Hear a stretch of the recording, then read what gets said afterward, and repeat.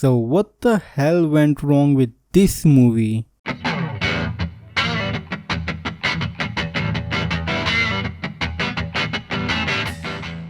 Hello everyone, this is ICABIS here and today we are going to talk about Thor the Dark World. Before we get started, don't forget to hit the like and subscribe button. So this movie starts with yet another exposition where Bor, who happens to be Odin's father, defeats the Dark Elves. Which is something you guys don't even need to bother to remember. Like, what is it with this movie and going for another exposition? I think the first movie needed the exposition because it was the first movie. This movie had no excuse to start with yet another exposition scene with Bor and Malekith having a fight. And it's the most generic exposition that you can just remove from this movie and you won't miss a thing. And speaking of villains, meet Malekith, a brooding elf who is apparently allergic to vitamin D and loves all things gloomy. I mean, really, the guy is so one-dimensional that even cartoon villains are giving him the side eye. And what's his master plan? Plunge the universe into darkness. Yup. You heard right, because nothing says that I'm an original supervillain like hating on sunlight and embracing your inner goth. I mean, you can't get more basic villain than that, a villain that hates the light and loves the dark. Is this really the best Marvel could have done at the time? I swear to God, this feels like a Powerpuff Girls episode rather than a Marvel movie. I mean, the movie is somewhat overall complex, but the problem is that complexity of the movie does not come from the villain. It comes from the 9 realms moving into a single line, which is causing all sorts of natural events like gravity going weird and things being able to go from one realm to another. If I have to extremely simplify the plot of this movie, it would be: imagine our hero fighting the bad guy on the beach. Then a tsunami comes, which was the source of all complexity in this plot, and when that tsunami comes, it sweeps away the villain. Now the tsunami is gone and the villain is gone with it, and that's the end of the movie. You see what I'm trying to say? In a good movie, the villain itself would be a tsunami like Thanos in Infinity War. But yeah, I think this movie really suffers from having a really bad villain and following the same formula of the first movie sometimes and not innovating enough. Also, this movie has one of the worst reveals in the Marvel history when they show that it is Loki who is impersonating as Odin. It's not a bad reveal per se, it's just that because the future Marvel movies didn't know what to do with this scene, so they quickly resolved it in Thor Ragnarok. But I guess that's a discussion for another video where I'll be reviewing Thor Ragnarok. Now I think this movie could have been much better if they did what I think they should have done. In my last review, I had said that it's a shame that they wasted Laufey as a villain in the first movie. And in case you guys don't know who Laufey is, well, he's the king of frost giants and also happens to be the father of Loki. I think they could have easily set him up as the villain of this movie, and who knows, the focus of the movie could be Loki, considering Laufey had abandoned Loki as a child because he was small and weak. I know this would have changed the plot of this movie dramatically, considering it relies on Jane absorbing the ether and the dark elves who like night, but you know what, let's be honest, if we got the movie that I described, then I don't think anyone is going to miss this movie. Anyways, this is it for this video. Let me know your thoughts in the comments down below, and as always, it's time for a